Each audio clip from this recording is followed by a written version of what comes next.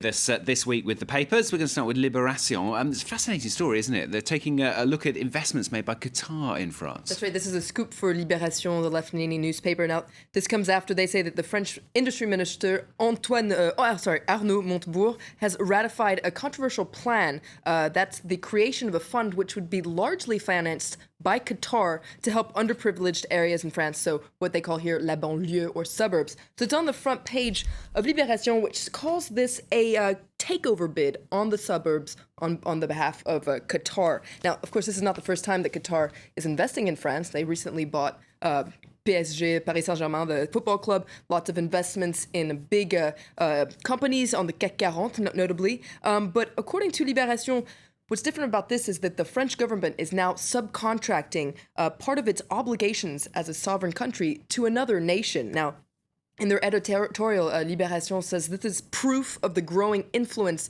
of Qatar in France. And don't be mistaken, this is not philanthropy, according to Libération. This is more of a Trojan horse scenario. Qatar, according to Libération, is setting up an antenna here. And this is what they call a new kind of diplomacy, of soft power, as they say. So just like for its media wing, Al Jazeera, according to Libération, this is a way for Qatar to win over hearts and minds here in France. But Libération says we need to be careful and know just what Qatar is getting in return and what their next step is going to be. Yeah, Libération go the whole hog with this one as well, actually. They've actually looking at the political situation in Qatar and its diplomacy as well. That's right. They call the diplomacy real Islamism because, according to Libération, on the one hand, Qatar openly supports the West and has military contracts and agreements with many Western nations, but it also supports Salafist groups across the Middle East and is even rumored to have contacts with Al-Qaeda in the Islamic Maghreb. So according to Libération, it's a little bit two-faced. Okay. Well, there's a little bit of a complicated story, but a fascinating one as well. In a lot of the papers, talking about the Green Party here in France.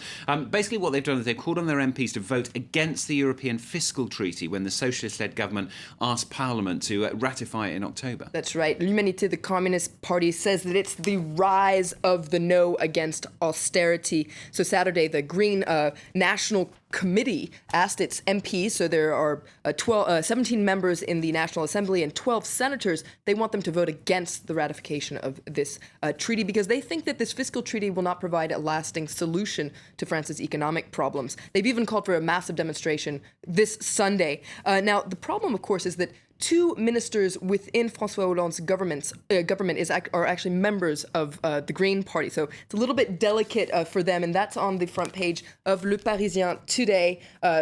The Socialist Party and the Greens, it's getting a little bit complicated. I think they'd have to change their status on Facebook. Here you have Cécile Duflot on the front page. She's actually the current housing minister. As of yet, she has not said how she feels about the fiscal treaty. And Le Parisien on the inside mocks this about her.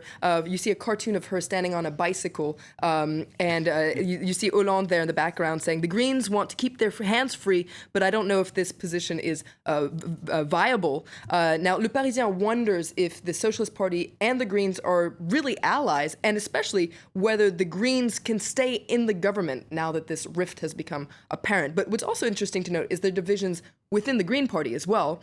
For instance, Daniel Cohn-Bendit, who's a famous Green MEP in the European Parliament, he says that he's going to suspend his collaboration with the Greens because of, quote, their total inconsistency on the treaty. This is in Libération, they interview him, and he says that the party is irresponsible and incoherent. So not very nice words for it. Yes, exactly. The right paper, though, Le Figaro, perhaps not surprisingly, they're kind of rubbing their hands with glee, aren't they? That's right. They couldn't be happier about this. They say that the Greens are defying Hollande there on the front page of Le Figaro. Now, according to Le Figaro, Hollande actually is going to depend on right-leaning MPs to have this fiscal treaty voted for in Parliament, so that's quite ironic for the socialist president. Also, they say that this shows that if he can't even control his ruling party, how can he govern France? And Le Figaro points out that all this is happening as Hollande is dropping in the polls. Inside, they have an article that points out that he's dropped 11 points in 1 month. That's almost a record, Le Figaro says. Very dark days for Hollande ahead. Okay, Florence, thank you very much. Florence with the French papers here on France 24. Let's give you the news headlines again.